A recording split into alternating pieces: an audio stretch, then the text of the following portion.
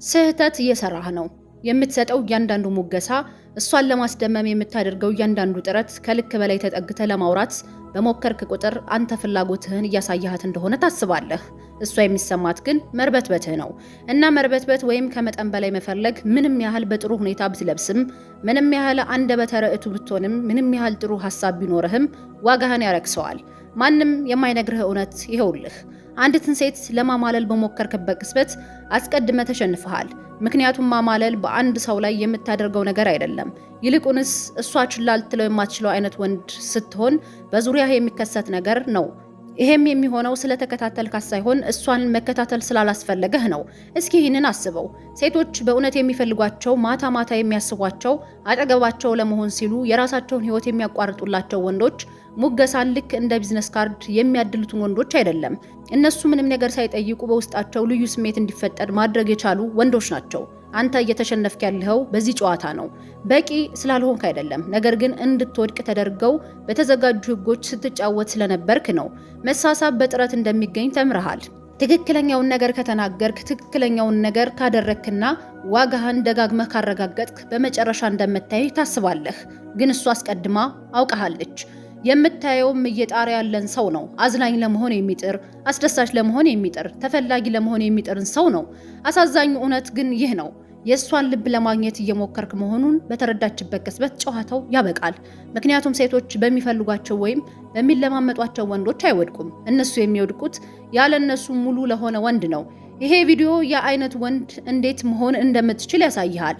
በማታለያ ዘዴዎች ወይም በመቆጣጠር ሳይሆን ራስህን በምታይበት መንገድ፣ በዓለም ላይ በምትጓዝበት መንገድና ሴቶች ወደ አንተ እንዲመጡ በምትፈቅድበት መንገድ ላይ መሰረታዊ ለውጥ በማድረግ ነው። በመጨረሻም ልታደርገው የምትችለው በጣም ማራኪው ነገር ምንም አለማድረግህ ነው።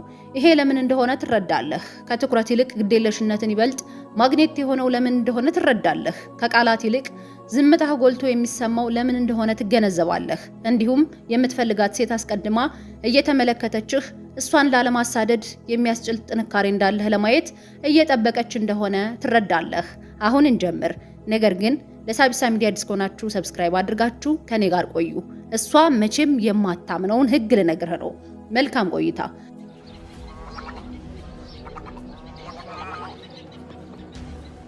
አንዱና የመጀመሪያው ነገር ሴቶች ጥሩውን ወንድ ወይም የዋሁን ወንድ እንዲፈልጉ ይነገራቸዋል። የሚያደምጠውን፣ የሚያስብላትን፣ ፍላጎቱን ግልጽ የሚያደርገውን እና ምናልባትም በሆነ ደረጃ እነሱ ራሳቸውን ይህንን ያምኑት ይሆናል። ነገር ግን ተፈጥሮ ከማህበራዊ ልማዶች ጋር አይደራደርም እና ከእያንዳንዱ የፍቅር ኮሜዲ ፊልም እውነተኛ ወንድ ስለመፈለግ ከሚጻፉ የእያንዳንዱ ማህበራዊ ሚዲያ መግለጫና ከጓደኞቿ ጋር ከምታደርገው እያንዳንዱ ጭውውት በታች የተቀበረው እውነት ይሄ ነው። እሷ መመረጥን አትፈልግም። እሷ መምረጥን ነው የምትፈልገው።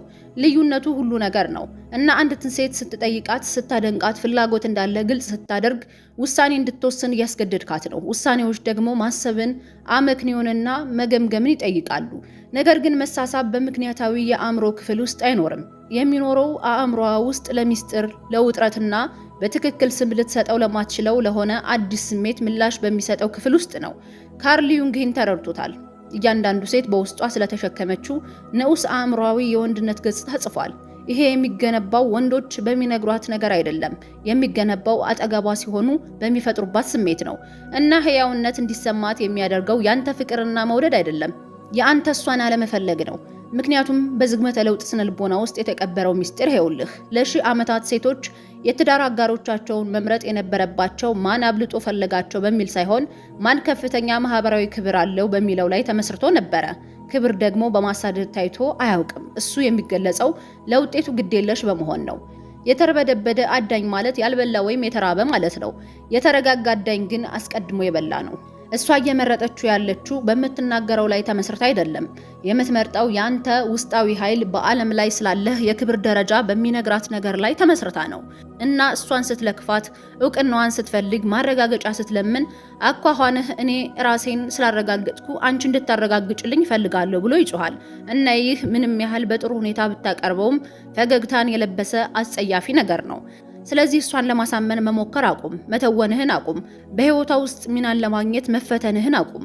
ምክንያቱም የእሷን ትኩረት መፈለግ ያቆምክበት ቅጽበት እሷ ያንተን ትኩረት መፈለግ የምትጀምርበት ትክክለኛው ቅጽበት ነውና። ሁለተኛው ያለ ማሳደድ በቦታው መገኘት። ሴቶች በራሳቸው ዓለም ወይም ተልእኮ ውስጥ ወደ አሉ ወንዶች የሚሳቡበት ምክንያት አላቸው። መድረክ ላይ ያለ ሙዚቀኛ፣ በስራው ውስጥ የጠፋ አርቲስት፣ ጂም ውስጥ እያለች እሷ ስታየው እንኳን የማያስተውለው ወንድ የበለጠ ይስባቸዋል። ዋናው ነገር ድርጊቱ አይደለም፣ ሁኔታው ነው። እሱ ለእሷ ብሎ እያሳየ አይደለም፣ ስለ እሷ መኖር እንኳን አላወቀም። በራሱ ዓለም ውስጥ የተዋጠ ሙሉና የማይደረስበት ነው እና ያ የማይደረስበት መሆን እጅግ በጣም አጓጊ ነው። ምክንያቱም በዚያ ቅጽበት እያንዳንዱ ፈተና፣ እያንዳንዱ ጥያቄና እያንዳንዱ የሌሊት ጭውውት ሊያሳየው የማይችለውን ነገር በተግባር አሳይቷል። ራሱን ሙሉ ለማድረግ እሷን አይፈልጋትም። ይህ ያለማሳደድ መገኘት ይባላል እና በዓለም ላይ ካሉ የማማለል መንገዶች ሁሉ እጅግ በጣም ኃይለኛው ነው። እሷን ችላ እያልካት አይደለም። በቀላሉ ከእሷ ማረጋገጫ ይልቅ ይበልጥ አስፈላጊ በሆነ ነገር ተጠምደሃል። ተልእኮህን፣ ጥበብህን፣ ውስጣዊ ዓለምህን በልጠውብሃል። እና አንዲት ሴት በዓላማው በእውነት የተዋጠ ወንድ ስታይ በውስጧ ተፈጥሯዊ የሆነ ስሜት ይቀሰቀሳል። ችላ እንድትባል ፈልጋ ሳይሆን እሱን ከዚያ ጥልቅ ትኩረቱ ውስጥ ጎትታ ልታወጣው የምትችል ብቸኛዋ ሴት መሆን ስለምትፈልግ ነው። ሌሎች አማራጮች፣ ሌሎች ቅድሚያ የሚሰጣቸው ነገሮችና ሊሰወርባቸው የሚችሉ ሌሎች ዓለማት ባሉት ወንድ መመረጥ ትፈልጋለች። ነገር ግን አንተ አስቀድመህ ትኩረትህን በነፃ ከሰጠህ ልትመረጥ አትችልም። ትኩረት ልክ እንደ መገበያያ ገንዘብ ነው። አንተ ደግሞ ዋጋውን እንደማያውቅ ሰው ዝም ብለህ ስታጠፋው ቆይተሃል።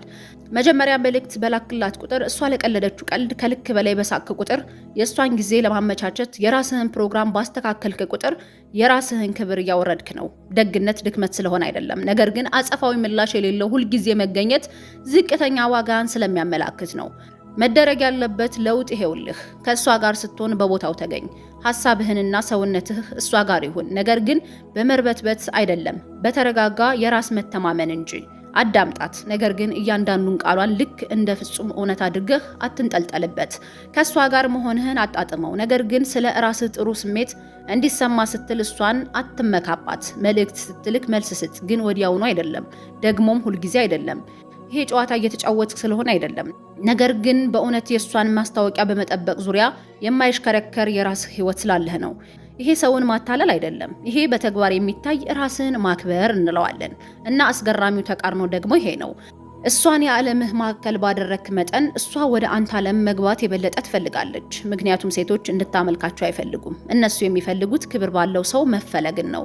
እና የራሱ ጉዳይ ዓላማና ትኩረት ያለው የእሷን ማረጋገጫ ሳይፈልግ በህይወቷ መገኘት የሚችል ወንድ፣ ያ በእርግጥም ልትከተለው የሚገባ ወንድ ነው። ሶስተኛው የስሜታዊ ገለልተኝነት ኃይል። በቀላሉ እንድትገመት የሚያደርግህ ምን እንደሆነ ታውቃለህ?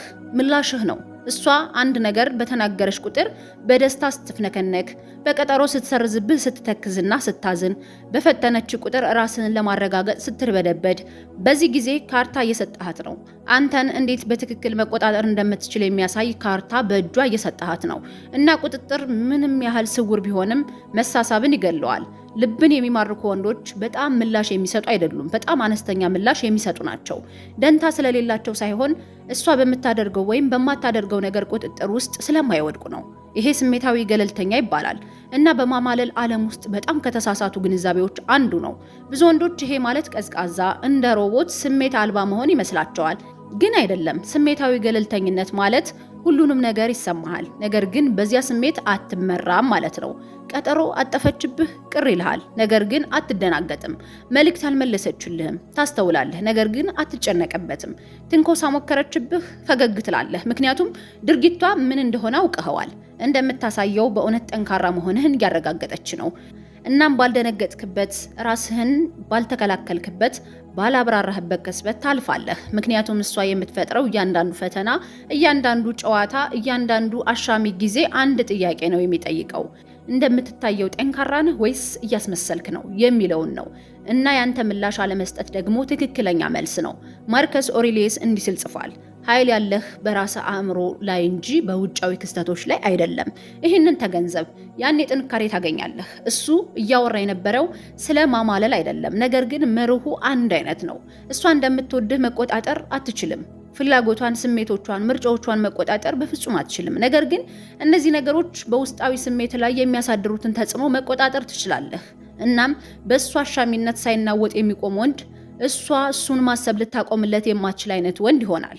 ሚስጥራዊ ስለሆነ አይደለም፣ ጸንቶ የሚቆም ስለሆነ እንጂ። ትኩረቷን በነሳችበት ቅጽበት በሚፈራርሱ ወንዶች በተሞላ ዓለም ውስጥ የማይፈራርስ ወንድ ልክ በማዕበል ውስጥ እንዳለ አለት ጎልቶ ይታያል። ሴቶች ይህን ይፈትኑታል። እንደምታሳድዳቸው ለማየት ወደ ኋላ ያፈገፍጋሉ።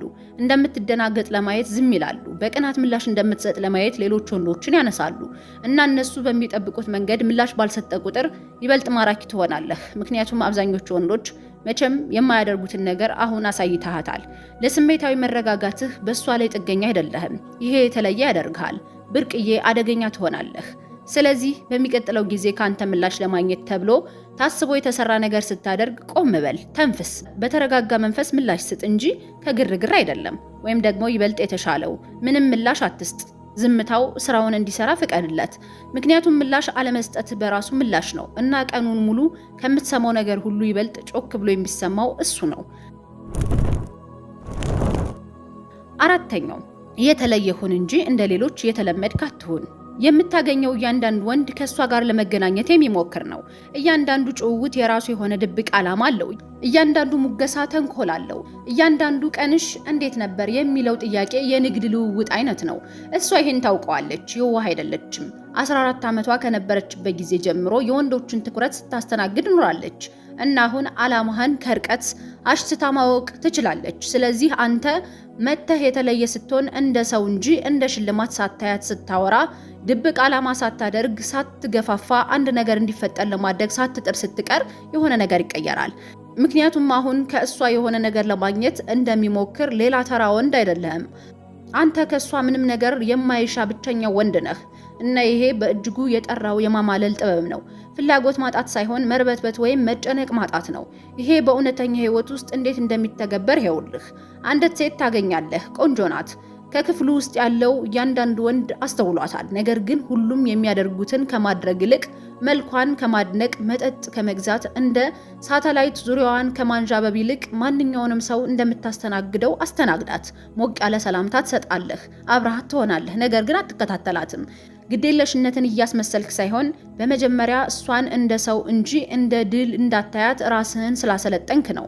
ስለሆነ እውነተኛ ነገር ትጠይቃለህ። ስለ ማህበራዊ ገጹ አይደለም፣ የየት ሀገር ልጅ እንደሆነች አይደለም። ነገር ግን ምን እንደምታስብ፣ ምን እየሰራች እንደሆነ፣ ሙሉ እንድትሆን የሚያደርጋት ምን እንደሆነ ትጠይቃታለህ እና ታዳምጣለህ። ክፍተት ለማግኘት እየሞከርክ ሳይሆን በእውነት ለማወቅ ስለፈለግክ ነው። በዚህ ጊዜ የሚሆነው ይሄ ነው። እሷ መዝናናት ትጀምራለች። ምክንያቱም ከረጅም ጊዜ በኋላ ለመጀመሪያ ጊዜ እየታደነች አይደለም፣ እየታየች ነው እንጂ። እና ያ ስሜት፣ ያ ብርቅዬ ከሞላ ጎደል የተረሳው ከሰውነት በላይ ከውጤት በላይ ከማረጋገጫ ሰጭነት በላይ የሆነ ክብር የማግኘት ስሜት መቼም ልትናገረው ከምትችለው ከማንኛውም የማማለያ ቃል የበለጠ ልብን የሚማርክ ነው። ምንም ቃል የማይገባ እሷን አስሮ ለማስቀመጥ የማይሞክር ትልልቅ የማረጋገጫ ቃላትን የማይናገር ወንድ እሷ የምታምነው ወንድ ነው። ምክንያቱም እሱ ምንም ነገር እየሸጠላት አይደለም። እሱ በቀላሉ ራሱን ሆኖ እየኖረ ነው እና እውነተኛ መከላከያ የሌለው ማንነት አንተ ከምታስበው በላይ እጅግ ብርቅ ነው። አብዛኞቹ ወንዶች ማራኪ ለመሆን ከመጣደፋቸው የተነሳ እውነተኛ መሆንን ይረሳሉ። እውነተኛነት ደግሞ እሷ የምትፈልገው ነገር ነው። ስለዚህ ፍጹም ለመሆን መሞከርህን አቁም። ትክክለኛውን ነገር ለመናገር መሞከር አቁም። እሷ የምትፈልገው አይነት ወንድ ለመሆን መሞከር አቁም። ብቻ ያለህን ማንነቱን ጉድለት ያለህ ዓላማ ያለህ ያላፈርክና ያንተን እውነተኛ ማንነት ካልወደደችው ገና ከመጀመሪያውም ያንተ አልነበረችም። ነገር ግን ከወደደችው እሷን ማሳደድ አይጠበቅብህም። አንተን እንዴት ማቆየት እንደምትችል ለመፍታት የምትሞክረው እሷ ራሷ ትሆናለች። አምስተኛው ያለመገኘት ማማለል። በጣም ሊታመን የሚከብድ እውነት ይኸውልህ። የመገኘት መጠን በቀነሰ ቁጥር የበለጠ ክብር ይኖርሃል። ለማግኘት የሚከብድ መስለህ እየተጫወትክ ስለሆነ አይደለም፣ ነገር ግን እጥረት ፍላጎትን ስለሚፈጠር ነው። ፍላጎት ደግሞ የማማለል ሞተር ነው። አስበው፣ በየቦታው የምትሰማው ዘፈን የጀርባ ጫጫታ ይሆናል። አንድ ጊዜ የሰማኸው ዘፈን ግን ለቀናት አእምሮ ውስጥ ይቆያል። ሁልጊዜ እዚያው ያለ ሰው እንደ ዕቃ ይቆጠራል። ብቅ እያለ የሚጠፋ ሰው ግን አእምሮን የሚያስጨንቅ ይሆናል። ራቅ ያልክ መሆን አያስፈልግህም፣ ነገር ግን ገደቦች ሊኖሩህ ይገባል። የራስህ ህይወት ሊኖርህ ይገባል። አንዳንዴ ወደ ራስህ ዓለም፣ ወደ ስራህ፣ ወደ ዓላማህ መሰወር አለብህ። ምክንያቱም ያንን ስታደርግ በአእምሯ ውስጥ የሆነ ነገር ይፈጠራል። ማሰብ ትጀምራለች። የት ነው ያለው? ምን እየሰራ ነው? ከማን ጋር ነው? ያ ማሰብ ደግሞ መሳሳብን መገንባት ነው። ናፖሊዮ ሂል ይህንን እያደገ የሚሄድ ገንቢ ህግ ብሎ ጠርቶታል። አንድ ነገር በስልት ወደ ኋላ ሲጎተት ዋጋው ይጨምራል የሚል መርህ ነበረ። ዝም ብለህ እየጠፋህባት አይደለም፣ ጨካኝ እየሆንክ አይደለም። በቀላሉ በሷ ዙሪያ በማይሽከረከር መንገድ የራስህን ህይወት እየኖርክ ነው። እና ያ ክፍተት፣ ያ አለመገኘት ባዶ ቦታዎችን እንድትሞላ ለምናቧ ቦታ ይፈጥርላታል። እና ምናቧ ሁልጊዜም ያንተ ቋሚ መገኘት ሊያደርገው ከሚችለው በላይ አንተን በጥሩ ሁኔታ ስሎ ያሳያታል። አብዛኞቹ ወንዶች የሚሰሩት ስህተት ብዙ ትኩረት ማለት ብዙ መሳሳብ ማለት ነው ብለው ማሰባቸው ነው። ነገር ግን ትኩረት ልክ እንደ ጨው ነው። ትንሽ ሲሆን ያጣፍጣል፣ ሲበዛ ግን ያበላሻል።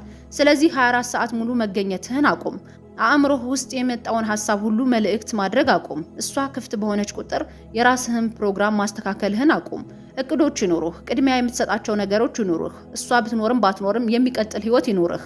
እና ፈልጋህ መልእክት ስታደርግ ወይም ስትደውል በእውነት ስራ ላይ ከሆንክ ይቅርታ አትጠይቅ፣ አታብራራ። ዝም ብለህ በኋላ አወራሻለሁ በላት እና በቃ ወደ ስራ ተመለስ። ምክንያቱም የራሱ ጉዳይ ያለው ወንድ እሷ የህይወቱ አካል መሆን የምትፈልግ ወንድ ነው። ሁልጊዜ ክፍት የሆነ ወንድ ግን እንደ ቀላል የምታየው ወንድ ነው። ያንተ አለመገኘት እንደ ኪሳራ ሊሰማት ይገባል እንጂ እንደ ፎይታ መሆን የለበትም። እንደ ኪሳራ ካልተሰማት ገና ከመጀመሪያውም ክብር አልነበረህም ማለት ነው። እሷ የልብህን መናገር አትፈልግም። እሷ የምትፈልገው ያንተን እርግጠኝነት ነው። መሳሳብን ከምንም ነገር በላይ በፍጥነት የሚገለው ምን እንደሆነ ታውቃለህ? መለመን ነው። በጣም ወድጅሻለሁ፣ ልዩ የሆነ ነገር ያለሽ ይመስለኛል፣ ይሄ ግንኙነት ወዴት እየሄደ ነው ብለህ መጠየቅህ ደባሪ ነገር ነው። የእሷን ማረጋገጫ እንደምትፈልግ በቃላት በገለጽክ ቅጽበት ኃይሉን ሁሉ ለእሷ አሳልፈህ ትሰጣለህ። ኃይል ደግሞ በመሳሳብ አውድ ውስጥ ሁሉም ነገር ነው። ምክንያቱም ያነሰ ስሜት ያለው ወይም የማይጨነቅ ሰው ማዕቀፉን ይቆጣጠራል። ቀዝቃዛ ስለሆኑ ሳይሆን እርግጠኛ ስለሆኑ ነው። በክብራቸው እርግጠኛ የሆኑ፣ በመንገዳቸው እርግጠኛ የሆኑ፣ እሷ ብትኖርም ባትኖርም ደህና እንደሚሆኑ እርግጠኛ የሆኑ ናቸው። እና ያ እርግጠኝነት መቼም ቢሆን ከማንኛውም የፍቅር ቃል በላይ ማግኔት ነው። ሴቶች እንደምትወዳቸው እንድትነግራቸው አይፈልጉም። አብረሃቸው ስትሆን ባለው ስሜት ወጥነትና እርጋታ ሊሰማቸው ነው የሚፈልጉት። እንደምታያቸው፣ ክብር እንደምትሰጣቸው፣ አብረሃቸው በመሆን ደስተኛ እንደሆንክ እንዲሰማቸው ይፈልጋሉ። ነገር ግን ጥለው ቢሄዱም ዓለምህ እንደማይፈርስ ማወቅ ይፈልጋሉ። ተቃርኖው ይሄ ነው። ፍላጎትህና ነፃነትህን በአንድ ጊዜ አጣብቀ በያዝክ መጠን ይበልጥ ማራኪ ትሆናለህ። ምክንያቱም አሁን እየተገናኘች ያለችው ከሚፈልጋት ነገር ግን ከማይመካባት ወንድ ጋር ነው እና ትርጉም ያለው የመፈለግ አይነት እሱ ብቻ ነው። ስለዚህ የውስጥህን ስሜት ማውጣት አቁም። ወዴት እየሄደ እንደሆነ መጠየቅ አቁም። በቃላት አስረህ ልታስቀምጣት መሞከርህን አቁም። ከዚህ ይልቅ በተግባር አሳያት። ወጥ ሁን፣ በቦታው ተገኝ፣ ተሳታፊ ሁን። ነገር ግን መቼም ቢሆን ግልጽነትን አትለምን። ምክንያቱም የሚፈልግህ ሴት ፍላጎቷን ግልጽ ታደርጋለች። የማትፈልግህ ሴት ደግሞ ገና ከመጀመሪያው የፍቅር ቃልህን ልትነግራት የማትገባ ነበረች። ስድስተኛውና የመጨረሻው ማማለል ስልት አይደለም፣ ማንነት ነው። የመጨረሻው እውነት ይኸውልህ፣ ይህንን ማስመሰል አትችልም። ውስጣዊ ስሜትህ እየተንገበገበ ግድ እንደሌለህ ማስመሰል አትችልም። ቤትህ ውስጥ ተቀምጠህ የእሷን መልእክት እየጠበቅ አማራጮች እንዳሉህ አድርገህ መተወን አትችልም። የራስህ ክብር በእሷ ምላሽ ላይ እየተንጠለጠለ ከሆነ በራስ መተማመን መተወን አትችልም። ምክንያቱም ታውቀዋለች። በነቃ አእምሯ ባይሆንም በውስጣዊ ኃይል ግን ይሰማታል። ሴቶች ወንዶች መቼም ቢሆን ሊያደርጉት ከሚችሉት በላይ ለስሜታዊ የተደበቁ መልእክቶች እጅግ በጣም ንቁ ናቸው። ጥቃቅን የፊት መግለጫዎችን፣ የድምፅ ቃና ለውጦችን፣ ማመንታት፣ ተለማማጭነትን፣ እነዚህን ሁሉ በአንድ ጭውውት ጊዜ ውስጥ ማንበብ ይችላሉ።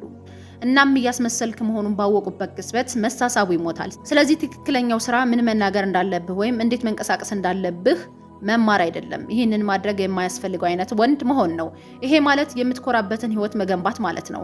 የሚያነሳሳ ተልዕኮ፣ የሚያረኩ ጓደኝነቶች፣ የሚፈትኑ የትርፍ ጊዜ ማሳለፊያዎች፣ የሚጠብቁ መለኪያዎች ያስፈልጉሃል።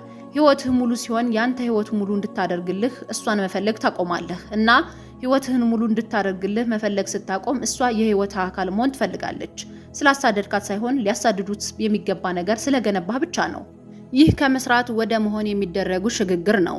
ከቴክኒኮች ወደ መለወጥ ታድጋለህ። አንተ እሷን ለማማለል እየሞከርክ አይደለም፣ ማማለልን የማይቀይር በሚያደርጉ መንገድ እየኖርክ ነው እንጂ። እና ወደዚያ ሁኔታ ስትደርስ የምትፈልጋቸው ሴቶች ብቅ ማለት ይጀምራሉ። አንተ ስላደነካቸው ሳይሆን አንተ ልትፈለግ የምትችል ሰው ስለሆንክ ነው። ጠንካራ፣ የረጋ፣ በውጤት የማትናወጥ ትሆናለህ እና ያ ኃይል ያ ጸጥ ያለ የማይናወጥ ህልውና በዓለም ላይ ካሉ እጅግ በጣም ማራኪ ኃይሎች ሁሉ የበላይ ነው። ስለዚህ ይህንን ልጠይቅህ፣ ሴቶችን የምታባረረው ስለምትፈልጋቸው ነው ወይስ በቂ እንደሆንክ እንዲያረጋግጡልህ ስለሚያስፈልግህ ነው? ምክንያቱም እንዲያረጋግጡልህ ከሆነ የትኛውም ስልት ሊያድንህ አይችልም። ግን የመጀመሪያው ከሆነ በእውነት ራስህን ክብር፣ ዓላማ እና ህልውና ወዳለው ወንድነት እየገነባህ ነው። ያኔ እሷን መጀንጀን አያስፈልግህም። አንተ ዝም ብለህ መኖር ብቻ ነው ያለብህ እና እሷ ወደ አንተ እንድትመጣ ፍቀድላት። ምክንያቱም ትመጣለችና። ዛሬ ላይሆን ይችላል፣ ምናልባት ነገም ላይሆን ይችላል። ነገር ግን ማስመሰልህን አቁመህ እውነተኛ ማንነትህን መኖር በጀመርክበት ቅጽበት ታስተውልሃለች እና አንዴ ካስተዋለች እይታዋን ከአንተ ላይ ማንሳት አትችልም። ይሄ ሀሳብ የተለየ ስሜት ከፈጠረብህ በአስተያየቶች ውስጥ አንድ ቃል ጻፍልኝ። እየሆንኩ ነው እና ስለ ስልጣን ህልውናና ተጽዕኖ ስነ ልቦና ይበልጥ ጠልቀህ ለመግባት ዝግጁ ከሆንክ በቀጣይ ቪዲዮ እንገናኛለን። ምክንያቱም ማማለል መቼም ቢሆን ስለ እሱ አልነበረም፣ ሁልጊዜም ቢሆን ስላንተ ነበረ። ሰብስክራይብ ማድረግህን እንዳትረሳ። ግን እየሆንኩ ነው የሚለውን ቃል እንዳትረሳው። ኮሜንት ላይ ጻፍልኝ። መልካም ጊዜ